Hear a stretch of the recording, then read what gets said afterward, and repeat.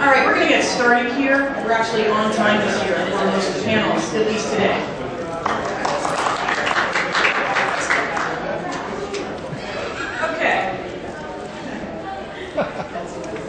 Paul Armentano is the moderator of this panel, and he was here, and apparently used teleportation to disappear.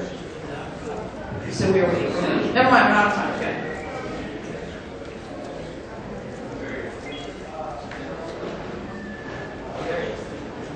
Thanks, Paul.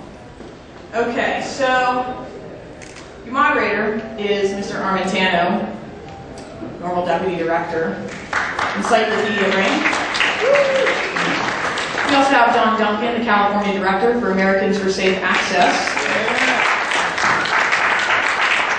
We have Mr. Aaron Houston, the Executive Director, Students for Sensible Drug Policy. Dale Jones, Chancellor, Oaksterdam University. Wonderful mother. We have Matt Cuman, Esquire, Normal Legal Committee, San Francisco, California. We have Aaron Smith, the Executive Director of the National Cannabis Industry Association. And Mark Todd, Senior Staff Attorney, Drug Policy Alliance. We were late filling. Anyway, enjoy. Thank you. And we have Stephen Gottwillig filling in for Tamara Todd, who had a family emergency at the last minute.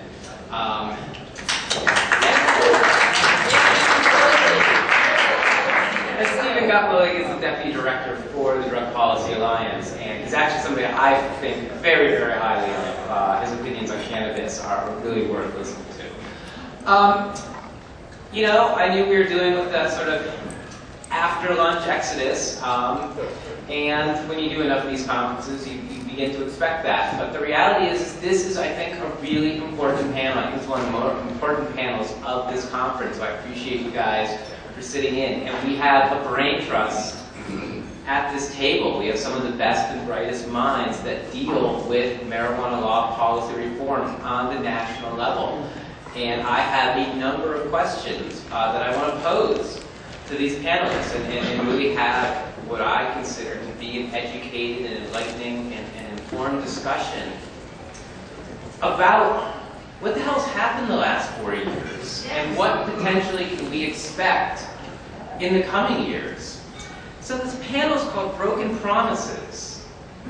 And of course, the broken promises refer to the fairly recent actions of the Obama administration and the expectations that many of us had as marijuana law reformers and advocates, that this was going to be an administration that respected the decisions of the voters and of the lawmakers in the number of states that said, we want to try another way, that this prohibition policy that we have had now at the federal level for 75 years and at the state level for far more than that isn't working.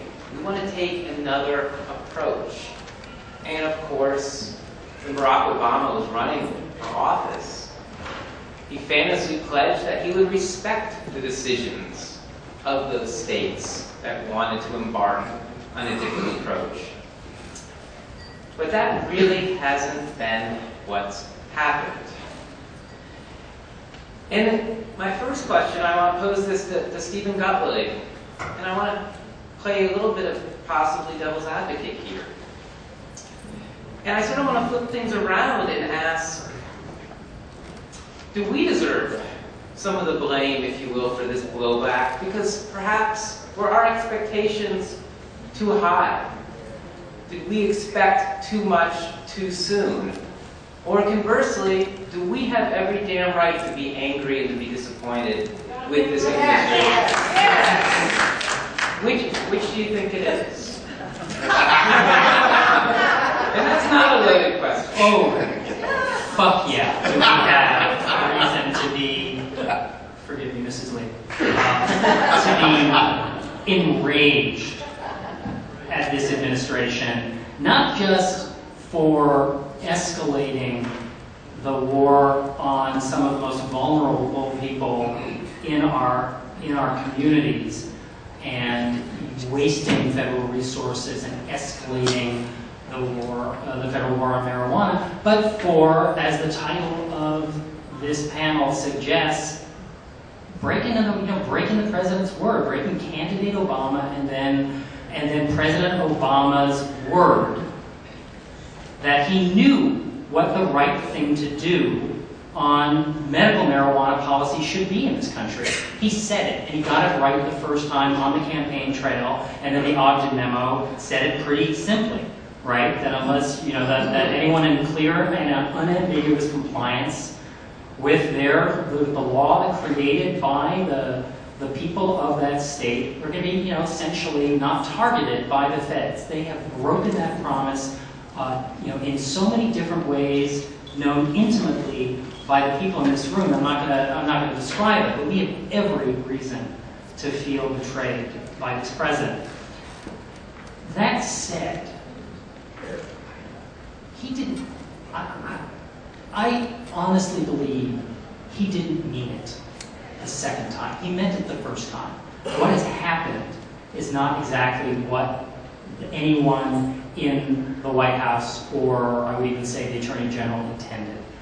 And we feel very strongly that that where the president started was where he meant to go. We were very enthusiastic about what he said on the campaign trail, and then the first 18 months of his administration, taking on the egregious disparity in sentencing at the federal level for crack versus powder cocaine, overturning a decade-long ban on funding for clean needles. These were significant changes in issues of drug policy in this country, and then making good on the promise to get the feds the hell out of the way when it came to states making their own decisions on medical marijuana. It all was extremely promising. And on this last, made good by the Ogden memo. What then happened, I believe, was they essentially didn't really know what would then transpire. They didn't know a whole lot about medical marijuana in this country. They certainly didn't understand and anticipate what's been referred to, I think pretty accurately, as a proliferation of medical marijuana businesses. Because they're primarily, of course, they're concerned about the above board, the scale of state licensed, in particular state licensed production and distribution. But they didn't know what was going to, they didn't really understand. And what they thought they were doing was two things with the Ogden memo and with this policy, which is, with the first thing, they knew that it was the right policy, right? They knew that it made sense for the federal government to not waste resources chasing around medical marijuana patients and providers at the state level, and that just wasn't a good use of resources. But what they really knew was that this was not something that they wanted to have to deal with at all. And what the Ogden memo is really about is the Obama administration saying, yeah, we're just stepping away from the medical marijuana. That this is not something, they see no percentage in the federal administration, having to be a part of these decisions politically. And of course, that is also true. It is not a good, it's not a good issue for them, given the politics of essentially what it is to be a Democrat at the federal level in this country right now. This is not a winning issue for them, given particularly this president. And this, you see the re-election campaign is entirely coming down not on our issues, but on the president being perceived as moderate by some very confused, undecided voters. And so this, the Ogden memo meant from the beginning that it was good policy and it was good politics. And so what has transpired after it has been bad policy, bad politics, particularly given the number of folks they have pissed off within their base, and particularly given the overwhelming support that medical marijuana has among everyone across the ideological spectrum under 30. It's terrible politics, and of course, it's really bad faith, right? It's pissed off a lot of people, including high-level donors, at least one of whom is in the room, and they share some stories with us. With us later, referring to Marcia Rosenbaum, who could, maybe during Q&A, could tell us some stories about what it's been like to try to have influence as a high-level donor within the party into this president. And so I think the only place where we potentially have been naive and overreached was in the way we interpreted the Ogden memo. All right, we maybe interpreted it as more than what they really meant, and I've described what I think they meant. They meant that they just didn't want to have to, they did not want their fingerprints on medical marijuana policy in this country. And then what happened as a result was the expansion of this industry that we all are so invested in, followed by the intervention of a bunch of assholes at the mid-level of the federal bureaucracy within the agencies and the U.S. attorneys who have the discretion, no matter what the Attorney General and the President think, to do what they have done. Forcing the hand of the administration at that point to basically say, okay, it's like it all went to hell as far as they were concerned. And what the Cole memo represents, as far as I'm concerned, is buyer's remorse. They didn't, they're now saying, okay, we didn't mean this, right? Oops. And that's just because they were naive. They were more naive than we were, but we bought the Ogden memo as meaning more than it actually did. And as far as the re-election is concerned, I never saw there being any likelihood that this administration, this president, and this re-election campaign would allow any kind of gesture of acknowledging their political miscalculation. They can't afford to do that. This president, with his history as a marijuana enthusiast, this president who needs to run as far to the right as he possibly can to address the political dynamics in this country, and then this Attorney General who inherited a department under enormous fire for the Bush-era U.S. Attorney firing scandal. There's not a lot of discussion of this, but let's be clear that between Fast and Furious and the mess that Holder inherited of the politicization of the U.S. attorneys in this country meant that his hands, politically, let alone whatever the re-election campaign may be telling him, over the transom, his hands are largely tied on all of this politically. And then we have to be realistic about how little wiggle room this administration actually has. That's the only place where I think we've been right. You mentioned the under 30 vote, and so I want to direct this next question to Aaron Houston, because you deal with students, activists in that demographic, and you can correct me if I'm wrong, but my assumption was in this last presidential election, people under 30, students, your core constituents, younger people who believed in drug policy reform, they were out there, they were excited, they were galvanizing behind an Obama presidency. And so my question to you is, what is the thoughts, what is the views of those under 30 activists, your constituency, those that you work with now as we head 1 month out into this re-election? Is the youth vote still behind Obama? If not, where did it go? Is the enthusiasm there? Are these people going to stay home? Are they going to go to Gary Johnson? What is the sense that you're getting of the under 30 political activist crowd that cares about drug policy? Yeah, definitely the people who care about drug policy who are under 30 are very upset right now. And I think that some of the nuances that Stephen talked about, and by the way, I agree entirely with everything you said, Stephen. I think that, this was literally one of the first things that Obama did when he came into office, 25 days after he was inaugurated in 2009, on February 15th of 2009, his spokesman, the White House spokesman, came out saying that they were going to take action on medical marijuana. It's literally one of the first things that they talked about doing. So they see the value in it. I think that they understand very well the political dynamics associated with this. They know also that there's probably, even from a political perspective, a certain tactical advantage in us being upset with them, because they can then say to more conservative folks and more conservative interests, like the police unions, for example, and the U.S. attorneys, that they are in the right, and as evidence of that, we're pissed off at them. I was in let me say that I think, to answer your direct question, Paul, I think that unfortunately our movement has less leverage at this point because of the electoral dynamics of the presidential race. I think that up until perhaps a few weeks ago, maybe about a month ago, I think we had a much better chance of galvanizing some action, if that was even a remote possibility at all, ever. I think we had a better chance 4 weeks ago or 5 weeks ago, really before the conventions, before the political party conventions.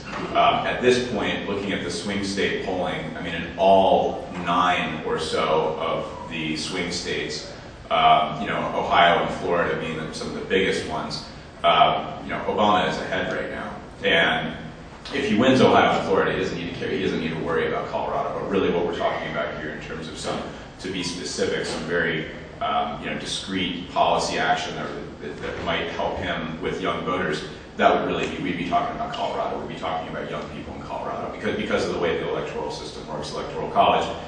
They don't really care about voters in a lot of other states. It turns out Colorado might actually come down to deciding the race. I think it's less likely at this point that Colorado is going to decide the race. Therefore, I think it makes it less likely that there's going to galvanize some action on their part. I also want to say, I've been told directly by a senior White House staffer that they have the kind of buyer's remorse, and their position on it was like, what? We tried. And they said, don't your folks understand that we had a U.S. attorney scandal? And I'm like, I'm a Washington insider, and not many people know about that. Like, it's not actually really widely known, and especially the fact of the U.S. attorneys having pretty much total autonomy to enforce federal law. It's on the books. Those 92, 93 U.S. attorneys have pretty much total autonomy to pursue cases. And so it is a nuanced situation. And senior White House staff that I met with, I think it was in November, they were sort of asking me, how do we explain this? And I think it's that they've been weak. I think that they could have taken stronger action. They clearly could have taken stronger action, but it is a very nuanced situation. Okay, moving on, I want to ask a question to Aaron Smith. Because when we talk about this crackdown, we talk about this blowback, all blowbacks aren't created equal. And we have clearly seen a more concerted, a more aggressive crackdown in some regions of the country, like California, like Montana, which unfortunately I don't think gets anywhere near this sort of national discussion it ought to have. The Obama administration didn't just crack down in Montana, they prosecuted in Montana. They're putting people away for a very long time in federal prison in Montana. But then we have other states, like Maine, for instance, that has state-licensed dispensaries. It's not really part of the national discussion, but they do. It's not really part of the national discussion because they've been left alone. There's dispensaries in New Mexico. There's been state-licensed dispensaries in New Mexico under law for several years. We don't really talk about it a whole lot as a national discussion because, well, they've largely been left alone. And of course, Colorado is the ideal, I guess at this time, representation of a state that has fairly comprehensive regulation and licensing when it comes to dispensaries. And by and large, they've also been fairly left alone by this administration.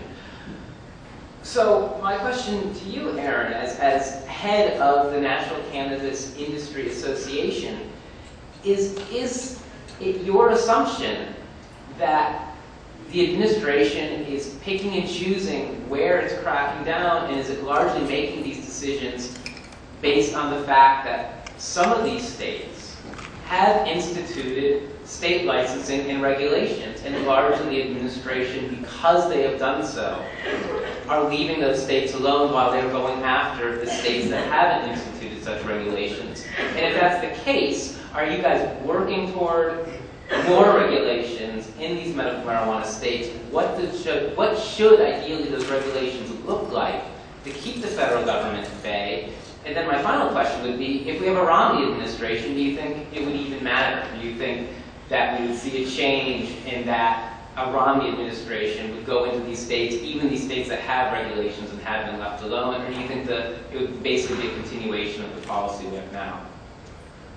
It's a great question. Well, I definitely support enacting statewide regulations. I think here in California particularly, the state desperately needs to enact some sort of regulation similar to Colorado or Arizona or something along those lines.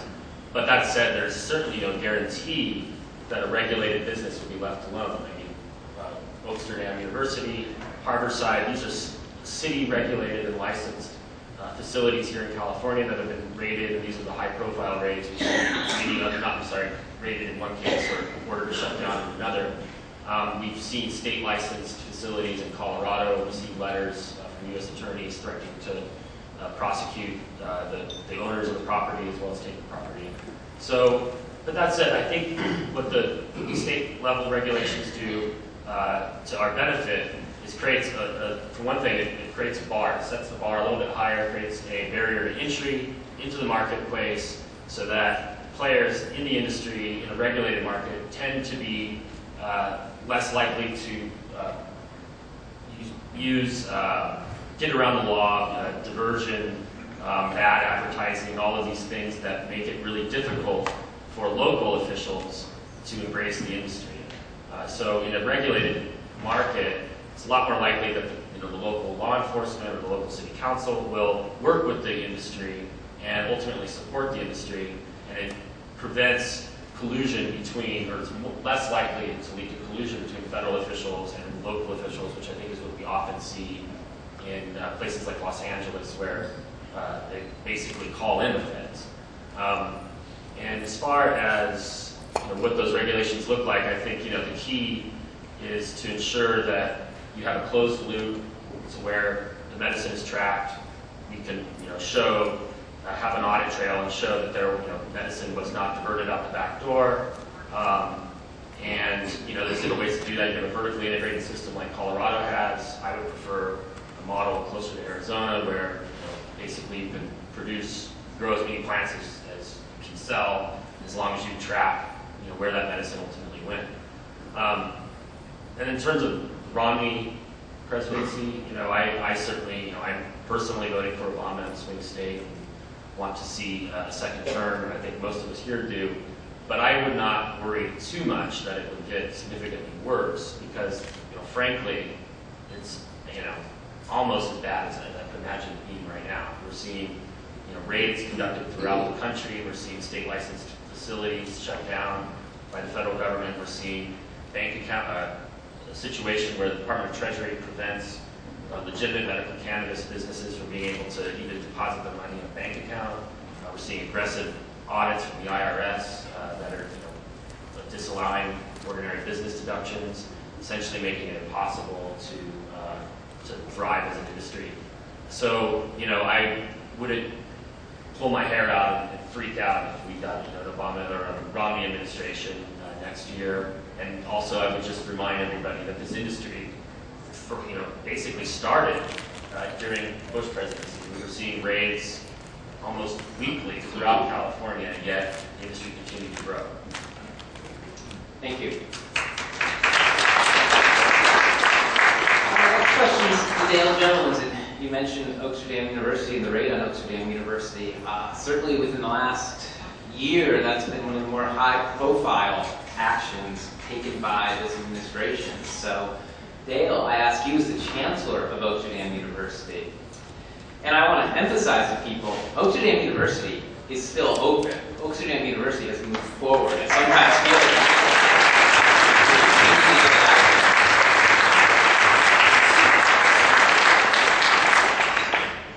what are your thoughts now, looking back 3-4 months since that incident, if you have any, on what do you think the motivations were? Why did the DOJ target Oaksterdam University? And moving forward, how has that action affected your own sort of political, it skewed your political talk, the way you are looking forward, the way Oaksterdam University is campaigning. How has that changed since you became directly put in the crossfire of this blowback? Thank you, Paul, and thank you so much for being here. Good afternoon, Normal. What I can't hear you. Good afternoon, Normal. Hey, and you're still here, and so are you, LA. Good job. You know, I think that one of the overriding effects of the raid was striking fear in the hearts. If it can happen to Oaksterdam, it can happen to anyone. I mean, Richard Lee was the guy teaching everyone else how to do it right. How dare they? And we still don't know why. It is a sealed affidavit. They have not unsealed it as of yet. And you know, no charges. Some might call that robbery with a badge. We shall see. I don't want to, throw anything on dear Richard, but I will thank him for founding what became an institution and a repository for knowledge and history. Thank you for mentioning that Oaksterdam survived, because that was the second effect.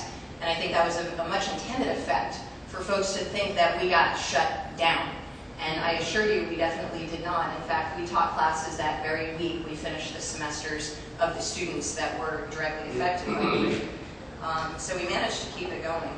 I'd also like to point out that a lot of other hardworking people kept it going too.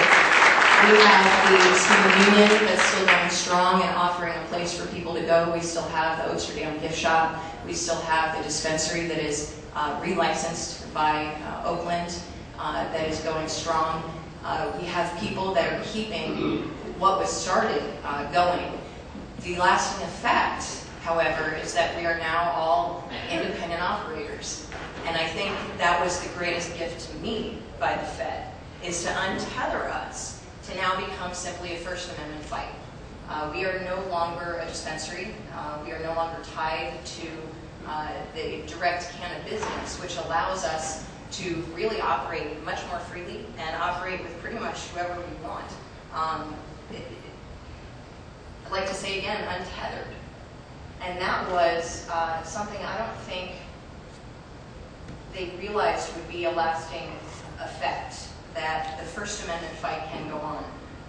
We also adopted the museum, so the museum is still alive. It moved into the school, and we now have an open house every Friday. So anyone can come in every Friday from 2 to 8. And we also share office space. So California Normal has office hours, as does the Normal Women's Alliance. So it's becoming just a place to gather, ask the experts. People can come in and network with one another and just keep that going strong. We also have a couple of documentary movies coming out soon, Legalize It and 90420. So I think getting that message out and telling the story for other folks and other necks of the woods to learn from both our successes and our mistakes in the past. As far as President Obama, I don't think I ever believed that any president could approach this issue in their first term. Nor did I expect him to, and I'm frankly glad he didn't, because we would have just become the fodder for the current stalemate. And I'm glad that we sidestepped that, and I'm kind of shocked that we managed to. I believe very much that this is the tail wagging the dog with the current U.S. attorneys. I originally, when it first happened, thought that it was some brilliant strategery from a Republican holdover of let's undermine his base, and sadly I was wrong. But yeah, it turns out he appointed them. Whoops. The point, though, with President Obama is, first and foremost, he's a constitutional attorney, and this is perhaps where I hold the most hope. President Obama knows that the war on drugs, especially marijuana prohibition, is problematic. And beyond the economic, the social costs that come with this, it directly violates several amendments that, as a constitutional lawyer, President Obama understands deeply and holds dear. And so we do have hope that in 2013 we see Paul, am I ridiculous to think it might be in his inaugural address to say we need to address the waste and the cost of the current drug war? Gosh, I'm dreaming, I know. But what I think we need to do is point out the obvious and start working with the unusual suspects. The day we were hit, resources were tremendously dwindled in our community. In fact, they did not at all even work with our local law enforcement in Oakland for the raid on Amsterdam. And those of you that are familiar, there's the Freedom of Information Act request on this, and it pointed out that actually our local OPD were a little bit ticked off at the way that that was handled. It could have been handled a lot better. And as 2 more tragedies happened, the day that we were struck, Wake Coast University was hit simultaneous to our raid, where 7 people died, 3 more were injured. And within the next 2 months, 2 more cities were hit similarly with gun violence. And the local law enforcement saved lives because they were able to react quickly and efficiently to those emergencies. And our local PD was prevented from doing that. And that affects each and every one of us. And part of what the Obama administration is asking from us is to prove that we're not a special interest group. This is not about getting high. This is not about legalizing marijuana. This is about stopping putting young people of color in prison and using this as an excuse, using medical research as an excuse to continue putting people in jail for weed, in effect. We have to make this important and bring it home to every other group. As a mother, it's tragic that these dollars are being spent on raiding my university instead of finding a way to put my kid into one. That we'd rather put our kids in prison than in school. That affects every parent. Let's drive that home to parents. Let's drive this home to parents. This is a Republican issue. Let's find some Republican women to go get pissed off. I assure you, they're very effective. I know one in the audience, Mrs. Lee. You know, we have to find unusual partners. And the way that we ended the first prohibition in this country was not by agreeing on very many things, but it was by a lot of people agreeing on just one thing. And it was that the current policy had failed. And we have that opportunity again if we just, you know, bring this home. But I think to do that, we have to draw a line between 2 separate issues. Pharmaceuticalizing these cannabinoids, being able to order up 10 cc's of CBD for chemotherapy patients, is necessary. It's vital. We have to drive this through the FDA scheduling and that whole process. But again, that's not an excuse to continue to put adults in jail for cannabis. So this is also a social justice issue, and we have to be able to separate these 2 things as we move forward and demand those actions. They don't negate one another, they support one another. And the status quo has failed. So we have this opportunity if we just drive it home to these other special interest groups. Also, no medical schools are teaching this right now, and I think that partnering with the doctors, they're ready to do so, is another one. So, you know, moving forward, I know, coming from me, have hope, still. I know that right now crackdown's helping in some swing states, but I am not a single issue voter, and a lot of other things that Obama has done, I do agree with. And I would like to give him the opportunity to evolve in the second term. But it's up to us to prove, and I'll say it again, we are not a special interest group, and that's on our shoulders to go partner with these other unusual suspects. And I appreciate you guys being here today. Thank you for having me.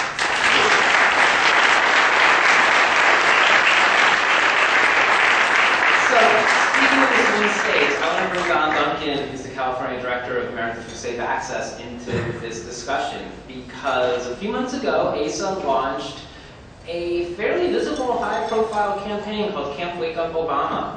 And my understanding, and I'll obviously let Don explain it further, is part of this is really go into swing states and really sort of hammer home this message among some of Obama's base, or people that ought to be among his base, and say, hey, we vote too, and you haven't given us a whole lot to vote for. We supported you, and you turned your back on us. Now, what are you going to do about it? And I would like you to talk a little bit about this campaign, obviously we know the motivation behind it, but what do you hope to achieve? Because it's fairly unusual, I think, among drug reform groups. ACE is the only group that I think, while we're all privately been angry about this, and to some degree publicly, no group has been more outspoken and more public and more in your face to Obama's base than ASAP. And I think it's a very intriguing campaign, and I want to know more about it, but specifically, what you guys hope to achieve at the end of the day with this campaign. Because I've heard some critics say, hey, you might get Romney, and I don't think that's what you want. So why don't you tell us more about Camp Wake Up Obama? Well, thank you. Camp Wake Up Obama is a virtual summer camp for medical cannabis advocates. It's a web-based project where we send our base out to campaign events, to strategically targeted online pressure campaigns, email campaigns, call-in days. There's bird dogging and postering. It's an effort to bring the issue of medical cannabis back into the presidential campaign. Back in 2008, candidate Obama made some encouraging statements. We saw the comments by Eric Holder after the election. We also had the Ogden memo, and all of that happened because medical cannabis was a part of the presidential campaign. And so there was a momentum and an expectation that the Obama administration would move forward and do something about medical cannabis. And even though that did not pan out, we have to acknowledge that those moments in 2008 and 2009 were significant in that they represented a crack in the federal dam, a crack in that facade for the first time. That was encouraging. And I don't think we can blame people around the country for taking heart and perhaps looking and reading more into that than what was really there. The blame for what happened next, I think there's plenty to go around. There were some people on our side who behaved in a manner that was not thoughtful or strategic. There were plenty of U.S. attorneys who pushed back. That's what happened in California. The impetus for the crackdown from 2011 came from our U.S. attorneys right here in California. And while I don't think Obama sat in the Oval Office and ordered an attack on medical cannabis, it's really his problem. It's his, the buck stops at the White House. And so we look to the president for leadership and on this issue and to stop the crackdown. And that's appropriate. After all, if we called on George Bush to stop the attack on medical cannabis, then we certainly must also call on Barack Obama to stop the attack on medical cannabis. And so as the election season started here this year, we decided that it was time to bring this issue back into the mainstream election debate. And that's our goal. Whether or not we've been successful in that, I think we won't know until all the dust settles and the results are in and people start talking about the campaign. I think there's still time to be influential in this campaign and bring that issue back into the media and back into the national spotlight. So the president has to say something about it, perhaps do something about it. It's a long shot. Aaron mentioned earlier the changing dynamic of the campaign, and after the convention, I think a lot of things have changed in terms of how we can bring leverage to the president. Nonetheless, there are still lots of opportunities to raise the issue in the media and to use this campaign as a vehicle and as a leverage point for the administration. And so that's been our goal with this. And I know that a lot of folks were afraid of this campaign or offended by it because they said, oh, you can't attack the president. And first of all, I want to assure you, we never attack the president. We don't publish anything that is not 100% true. The president has, in fact, raided more medical marijuana facilities than George Bush. He is using the IRS as a foil against medical cannabis providers and cultivators. We're seeing property owner intimidation. We've seen the first ever asset forfeiture charges actually filed in medical cannabis. I think George Bush did that once. Obama's at something around 6 or 7. So we're definitely seeing an escalation of the attack. And so in terms of what impact this has on the election, I don't think this is an issue that's going to sway the election for Romney. I think this campaign is still the president's to lose. But what we need to do is we need to stand up as advocates and do everything possible to make it a part of the campaign, because that is what got us to those sort of historic milestones back in 2008 and 2009, is making it a campaign issue. And so if we can still do that, we just have a few weeks left, and it may be too late to do it, but we hope not. If we can do that again, then we can maybe restart that progress and start that pendulum swinging back in the other direction. And I also want to point out for folks who may be concerned about raising issues that are critical of the administration in a campaign context, that as advocates, it's not our job to campaign for the president. It's our job to stand up for the patients. And patients all over the United States right now are under attack. Patient cultivators, patient providers, even patients. And you know, the DEA's favorite line is, of course, that we're not attacking the patients, we're just going after the dealers and the growers. And when you attack a patient's access, you are attacking a patient. The distinction is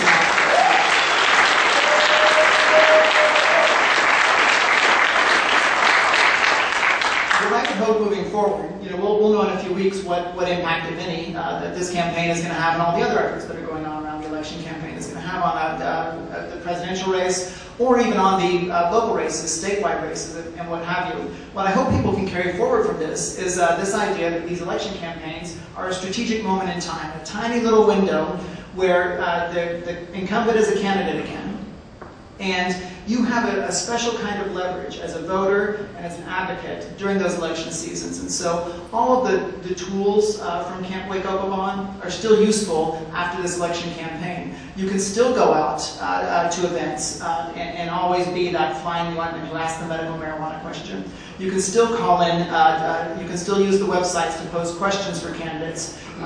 There's PR work you can do, our poster campaign, if you saw that.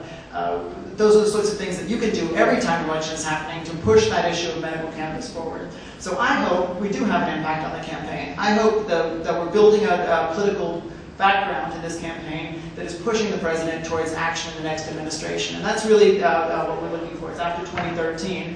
What's President Obama going to do about medical cannabis in the United States? And if we don't speak up now, that answers nothing. If we remain silent because we're afraid we might tip the scales, then there'll be nothing that happens in the next administration. So we have to remember things in Washington, D.C. never just happen because they should. They happen because we make them happen. So I would encourage everyone to stand up and respectfully voice your opposition to a policy that hurts people.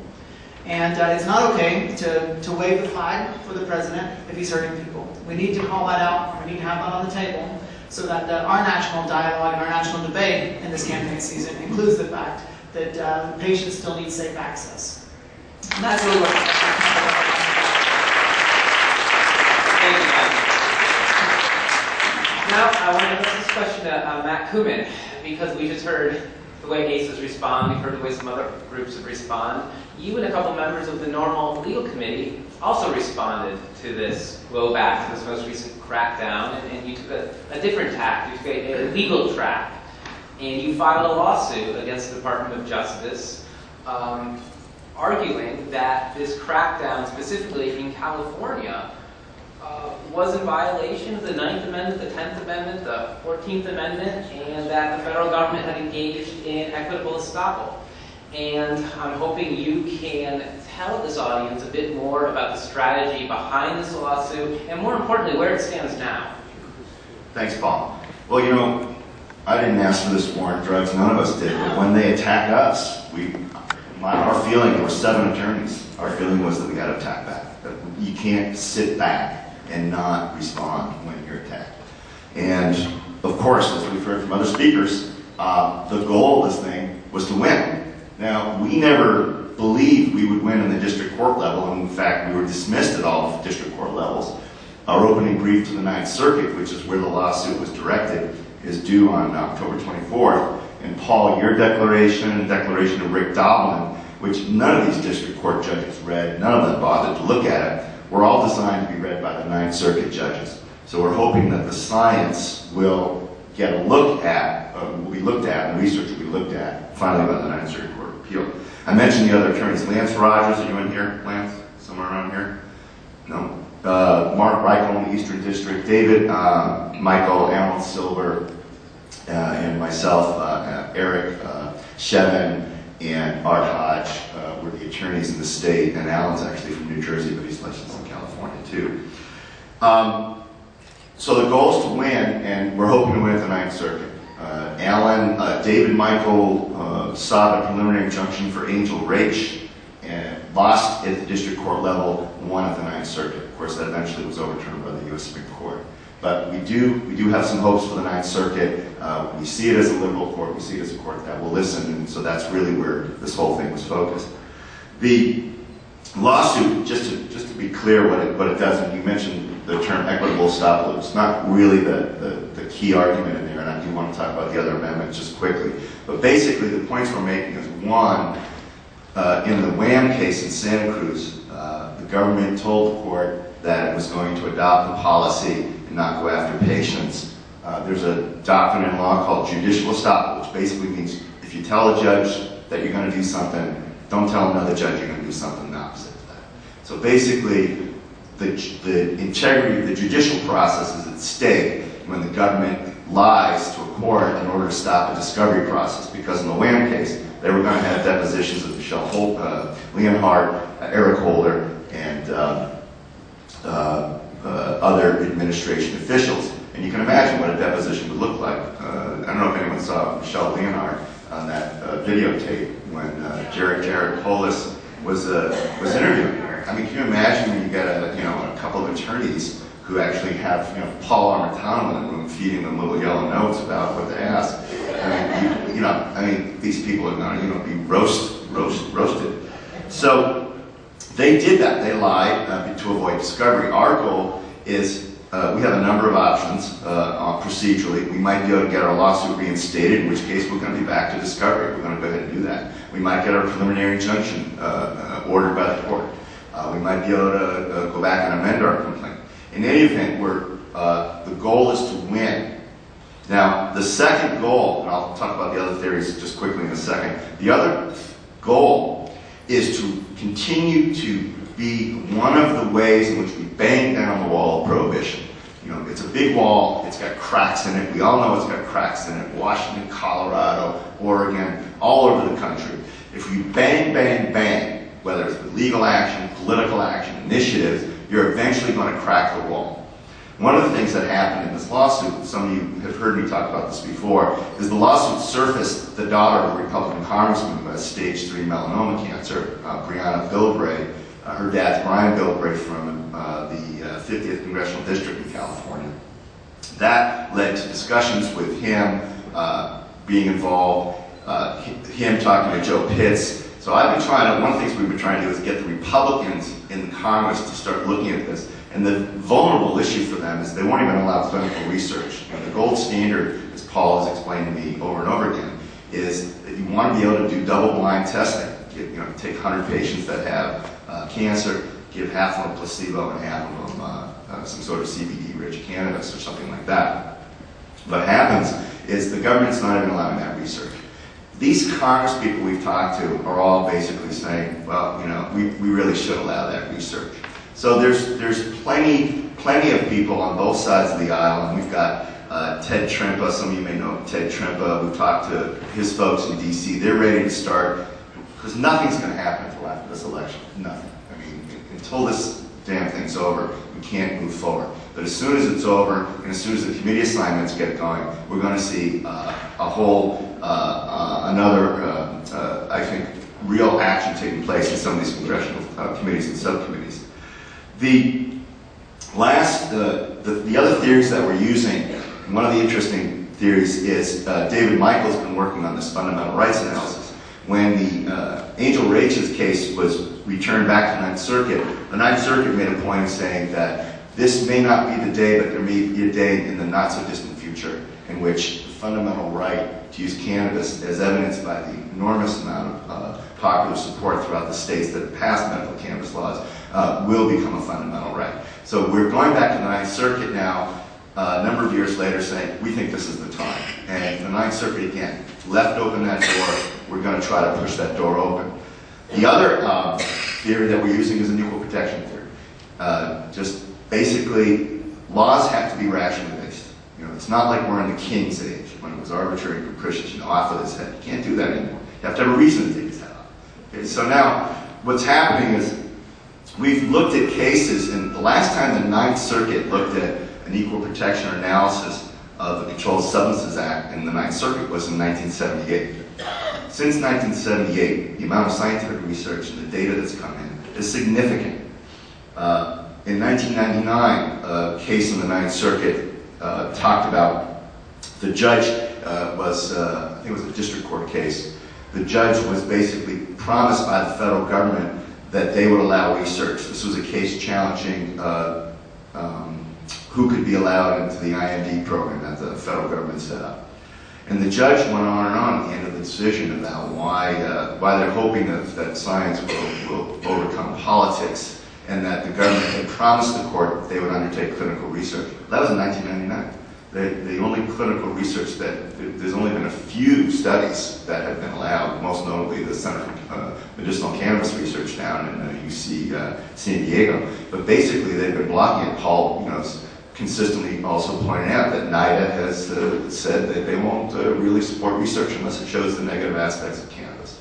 So these theories are designed, all of them, to get the Ninth Circuit to take a fresh look. None of these theories have been looked at by the Ninth Circuit. The equal protection hasn't been looked at in years. The judicial estoppel theory has not been looked at ever. The fundamental rights, the Ninth Circuit told us, today's not the day. This was back in 2007, I think it was 7 when the Ninth Circuit issued that opinion. It's now 5 years later. This may be the time.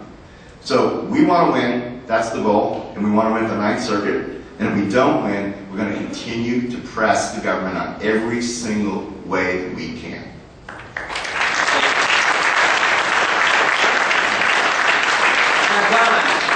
a couple of weeks, Lisa's going to be in court as well. You're going to be in district court, and you are going to be arguing regarding the Obama administration's dismissal of a petition to review a lot of this research Matt's talking about. Because as I'm sure many in this room know, but some may not, there's an administrative petition process that says there's an obligation for the federal government to review the scheduling of certain substances if it can be shown that there is available research now that wasn't available at the time of the scheduling that argues in favor for a review of the scheduling.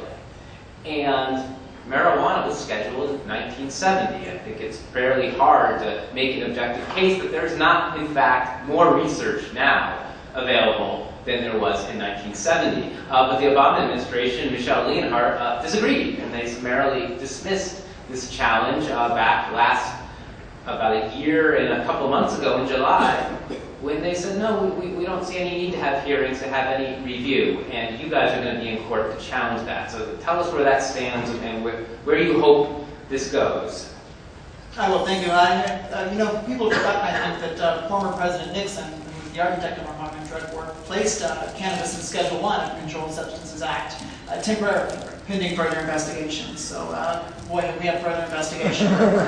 So this issue of scheduling, under federal law, of course, many of you know already that drugs are divided into 5 schedules, with Schedule 1 being the list of drugs that have a high potential for abuse and no accepted medical value. And that's where cannabis is. And I think we all know intuitively and scientifically that's simply not correct. But the process of rescheduling is politicized. And so Congress could just step in at any moment and correct this mistake. They don't, because there's obviously a lot of political controversy and a lot of baggage around cannabis and cannabis legalization of medical cannabis. And so it then falls to advocates to push the issue through the rescheduling process. Back in 2002, as a member of the Campaign to Reschedule Cannabis, a coalition effort, Americans for Safe Access was one of the parties that filed a rescheduling petition with the DEA and the Food and Drug Administration to move cannabis from Schedule 1 to somewhere else. Maybe off the schedules altogether, but that seems like perhaps too far to reach right now. And so we waited 9 years and nothing happened. And so last year, Americans for Safe Access filed a lawsuit alleging an unreasonable delay in review of this petition. I think everyone would agree that 9 years is a very, very long delay.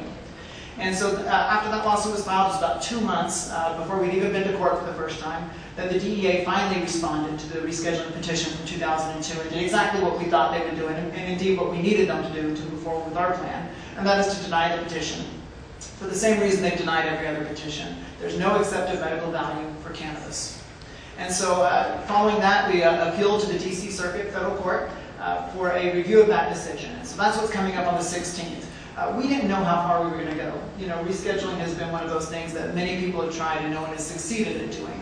And so we didn't know if the courts were going to accept that, if they were going to review it, but we filed the appeal, and we were just ecstatic to find out that we're going to have oral arguments now on October 16th. And so for the first time in almost 20 years, ACA Chief Counsel Joe Elford and others are going to go to Washington, D.C., and they're going to have their day in court to argue about the medical benefit of cannabis. And this is significant because over the last 20 years, a lot has changed. 20 years ago, there were no state medical cannabis laws. There was no Institute of Medicine report. I think there may have only been a handful of people on the planet who knew what the endocannabinoid system is. And so it's really a whole new world for medical cannabis. And our hope is that this is the beginning of the end of the Schedule I classification, that the court will hear these oral arguments, review the written material, I hope they've done that already, and then come back with a decision that the scheduling of cannabis on Schedule I is arbitrary, capricious, it's incorrect, and then of course what happens from then is really up to the courts. They could send this back to the district court to rehear the case. They could make a decision about where cannabis should be, or the whole thing could be on its way to the Supreme Court for review by either side. So we don't know where it's going to go, but it's really a historic milestone that we're going to get this day to go into court and finally talk about evidence, not about politics, not about lifestyle issues or cultural wars, but about scientific evidence. And there's so much that's available now that we didn't have before, so we're really excited about it. If you're going to be in the DC area, or you want to travel out there, come join us. It's a small courtroom, so you're probably not going to get in. You have to come really early and stand in line. But come out there to DC. We're going to be there in front of the courthouse that morning, and we're also want to invite you all to dinner on Tuesday, October 16th, at the hotel there in Washington, DC. The Renaissance Inn, the Mayflower Inn.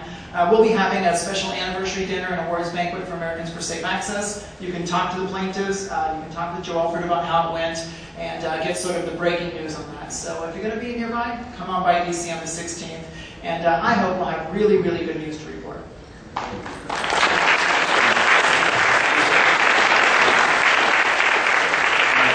John, it's really significant that you're getting oral argument because in the 4 federal district court cases that we filed, every single judge refused to allow us to orally argue the case. It should be a big day. So. Okay, I've got one more question I want to pose to one member of the group, and then for the last 15 minutes I want to pose a couple questions to the group as a whole. But this question is to Aaron Houston, and I want to just cite something I wrote in a commentary recently because it has to do with this issue of young people and the way young people can try and affect political change. And I wrote in a fairly jaded moment, I said, quote, "Those people who tend to be most adversely and disproportionately impacted by cannabis prohibition primarily are those under age 30, they're young, they're urban people of color. And they tend to wield the least political influence in Washington, D.C. Young people typically do not have either federally elected politicians. They tend to dismiss many political issues associated with the youth vote in favor of politicking for senior support. They do not attend political galas and fundraisers, and they typically lack the financial means to contribute directly to candidates' election campaigns or their PACs. In short, young people are not on members of Congress's radar." So, my question then is, given those realities, if you agree that in many cases they are the realities, what do we do? What does SSDP do? What do all of us do as activists? And what do those under 30 do to make themselves have influence in Washington, D.C. with our elected politicians? Sure. I mean, unfortunately, you're absolutely correct. Young people tend not to wield very much political influence at the polls. Part of that is an incident of young people not being as engaged as older voters. So politicians do indeed pander primarily to older voters. Let me say, though, I think that this is, Ethan talks about this sometimes. I mean, this is a long haul. This is not something we win overnight. And all those young people, who were fired up in 1998 about Congressman Mark Souder, telling them that if they smoke a joint, then they can't get money for college anymore. They can't get federal financial aid anymore. All those students now, they're older. Some of them are in their 30s. A lot of them have kids. Some of them have kids with partners that they've met at SSDP. It's fantastic. And that is actually, I mean, to a certain extent, the answer to your question, Paul, is that I need everybody's support to help grow SSDP bigger. Because basically what you described is exactly what we do. SSDP is more, for those of you who are familiar with it, you will know what I'm talking about immediately, but SSDP is really more than just an organization, it's a movement. And in terms of people and bodies and grassroots power, I think, I dare say, we're probably the largest. We're the boots on the ground. And the power comes from people and volunteerism.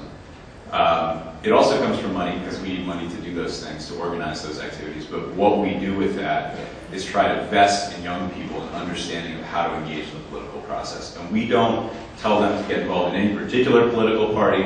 A lot of them come to us and try to cooperate. In many ways, we are required under IRS regulations to not actually endorse any candidates.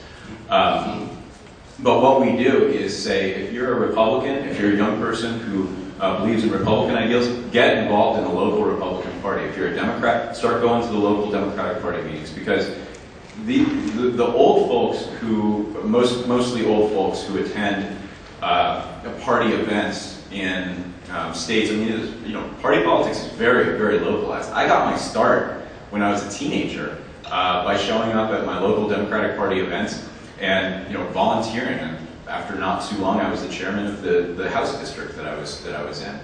And they love having young people involved. I mean, they want more young people involved. So what we do, we try to get people when they're young, and try to give them the tools to talk about these issues, not only with voters and supporters, but also with people in positions of power. One of the coolest things about SSDP I have to brag about for a second is that we have people who have been in our chapter network who are now in the White House. I have one of the people I mentored over a long period of time just got hired by the Office of Public Engagement there as a full-time staffer. Another one of our star students is actually interning at the White House this semester. So what we notice a trend among our folks is that they'll get into internships with, and that's one level. Obviously, the White House is that's the highest. But we also have people who are interning for congressmen, or interning for state legislators, who are interning for a mayor of a local town, right? And in those instances, it's not the outside shouting in, it's the mayor saying, "What do you think?" And they say, "Well, let me tell you what I think." And our students who we've prepared over time to have those conversations behind the scenes without any involvement from us. It's wonderful. We are really an incubator space at SSDP. It's a great organization in that regard. Thank you. So, as we're running down these final 15 minutes or so, I've got a couple questions that I'm just going to throw out there, and people are free to chime in. I'd suggest keep your responses sort of short, so others can chime in as well. But the first is this question I'm sure everybody in this room has when they see these polls. Ken Wolski was talking earlier about how in New Jersey they had a poll that showed 86% support for medical marijuana among people in New Jersey. We can look at different national polls, and depending on the polls we pick, we see 60 to 80% support nationwide for some level of limited legal access to marijuana when a physician recommends it. And that means if we've got 80% nationwide, that means we've got a good 60, 70% places like Alabama and Utah. And it means we must have about 95% in other regions of the country to balance that out. And MPP, not too long ago, paid for a poll, another, I think it was the Mason-Dixon poll, a national poll, asking voters if they supported the Obama administration's crackdown as they were enacting it in states like California and Montana. And self-identified voters, whether they were Democrats, whether they were independents, or whether they were Republicans, a majority of voters of every political stripe said, "I oppose this. I don't support them doing this." If I recall, only 15% of the public said they supported that behavior. And of course, we talked about Gallup several times here in Rasmussen, and some of these polls look at broader support for outright legalizing marijuana. And then, of course, the question that these polls point to is, elected officials typically live and die by polling numbers. Why then is there this disconnect among elected politicians? Why do you think there's this disconnect between what the polls say they ought to be doing, or the public wants them to be doing, their constituents want them to do, and what they do? Why is the Obama administration engaging in an activity that the polling numbers say only 15% of the public want them to do, which of course means the other 85% of the public doesn't want them to be doing this? Why do we still have this disconnect? What can we do to amend this disconnect? And then my final question would be, you mentioned, Dale, you're not a single issue voter.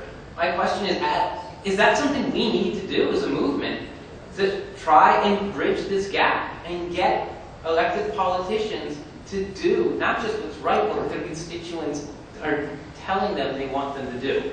Paul, What can are I your say thoughts something? on that? That's $100. Wow. I got it from one of my parents. There's a lot of money involved in this thing. You know, this war on drugs is an industry. You know, the DEA. You know, we talked about who's behind the crackdown. You know, we're talking about U.S. attorneys. I mean, the Drug Enforcement Agency is a multi-million-dollar agency and works closely with giving out millions of dollars to local law enforcement. I mean, we're talking about ending a lot of people's life, careers, their value system, and particularly, you know, these jobs and these budgets. So I think you have to understand, for me, my understanding of how to deal with this thing comes down to the dollar and the role that the dollar plays in this process. And I think and my analysis says until you really look at that and understand those relationships, that's going to be very hard to break through to those elected officials and to the bureaucracies that they continue to fund and support. That's part of it. I mean, that's definitely, you know, significant. I mean, what Matt's describing, of course, is the inertia that's built into the $50 billion that primarily the federal government spends perpetuating the war on drugs nationally. And that is a difficult thing for even the most well-meaning elected official to turn that ship around, to unring the bell on the enormous resources and people within all levels of government, from, you know, certainly at the local level, given what becomes of all the asset forfeiture dollars, who have an incentive financially, politically, to keep this thing going. You know, but it is, of course, it's more complicated than that. I think Paul really raises this fundamental question for the movement, which is this profound disconnect between where public opinion is now, particularly around medical marijuana. But of course, in the last year or so, we've seen that we have finally broken through into majority support for full marijuana legalization, ending the prohibition outright, and then substantial majorities among key constituencies that the Democratic Party, at the very least, should be paying very close attention to. And yet, with 17 states having adopted medical marijuana laws, there's not a single senator out of those 34 willing to stand up for us. That is a reflection of a number of things. That includes the point that Matt's making, the inertia that I'm talking about, you know, deep cultural issues, political fear about being, you know, soft on drugs, soft on crime, and then it's on us, right? The organizing that we have been doing and haven't done quite enough of. You've heard, you know, a number of different approaches on this panel to thinking about how to or not to, or how do you address the re-election campaign for the president. Man, we have a lot of work to do just organizing at the local and city level, even before the state level. I mean, if we can't get a single senator and only a handful of members of the House, there is, just a principle that I'd suggest. Most of us know this is sort of inside-outside strategy, but that targeting officials without having a relationship somewhere with the target, right? So, the people protesting outside don't have to have that relationship, but somebody has to have a relationship with the target, so they don't think that it's personal, so they don't think that you're crazy or that you don't understand how power works. One, a critique that I would just sort of personally identify for our movement is that we need to become more sophisticated about how power works in, at all of these different levels. And just being right isn't enough. The data isn't enough. If it were, right? If it were enough, we would have been there long ago, right? This is about power, it's about money, and we gotta play, we gotta figure out how to do it. And sometimes, some of us don't have the stomach for what this awful system, that runs this country is about, right? But some of us, some of us do. I mean, God bless Aaron Houston, who's, been at this for a long time and understands how a lot of this works. This is organizing inside and out.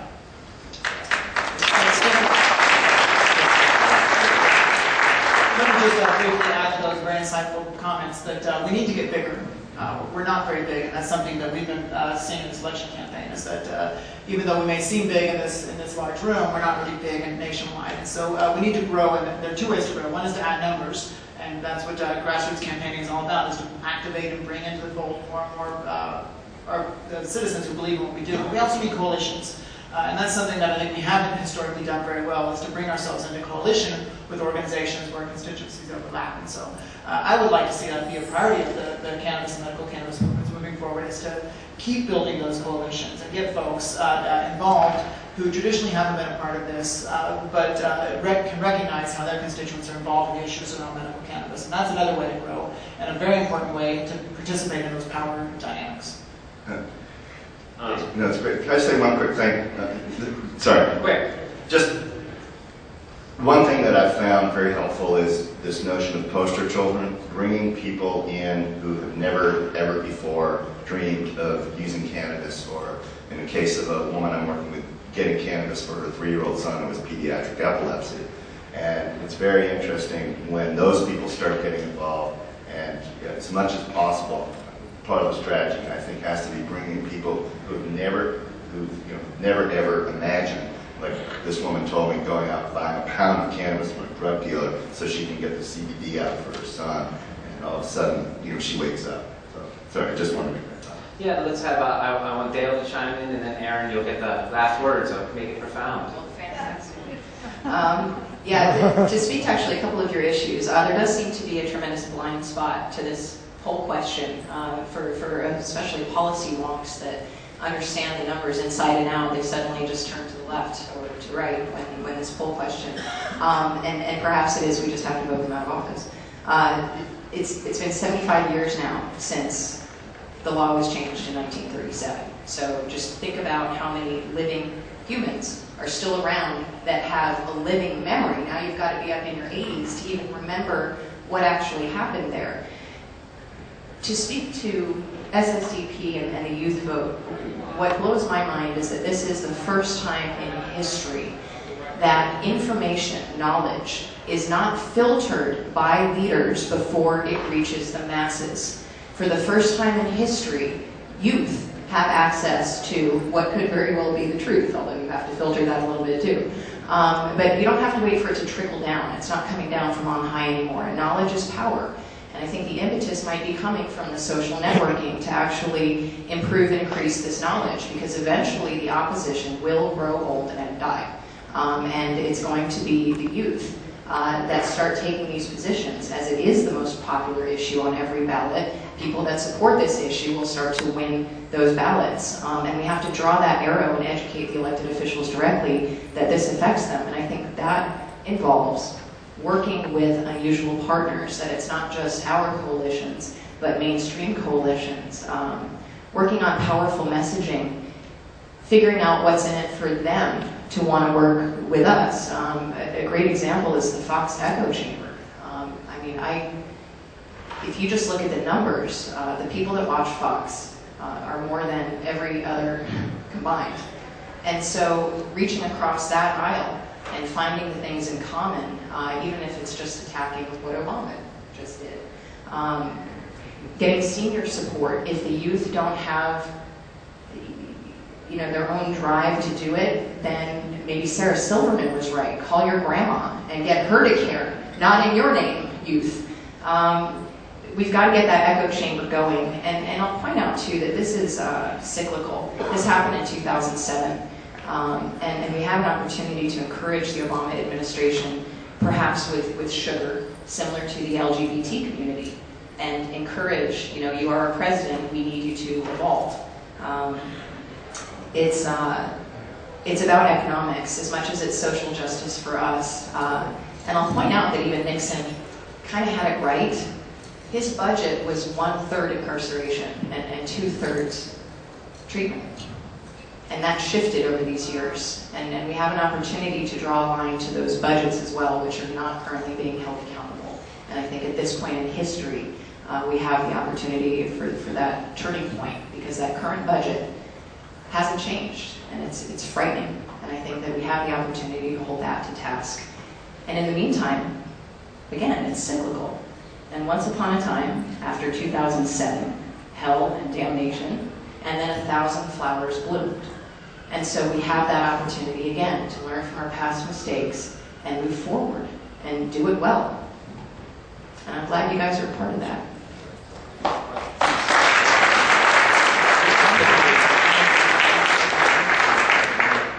Just would add that we need to make it less scary for elected officials to come out as champions. And I think that while we do have obviously received support, the support's not very deep. And when speaking from the industry side, we really need to get our house in order. Not only do they need to be hearing from us more, all of these organizations up here, the budgets of all of us combined are infinitesimally small compared to compared to the prison industry's lobby or the law enforcement lobby, not to mention the ONDCP or the taxpayer-funded propaganda machines. But also beyond that, we need to, when politicians look in the news and they see a woman out here on the boardwalk in Venice saying "get legal" and with a bikini on, that makes it something that's scary to come out and support that. So as an industry, as a movement, we need to kind of self-regulate, and I would, we should shun those elements that are on the margins, but they get the most attention for obvious reasons, and really encourage professional behavior out there in public. Thank you. I want to thank everyone again. I know we're going to have some breakout panels coming right up. I think Diane's going to explain what panels we have coming up, and thank you guys for being an attentive and great audience.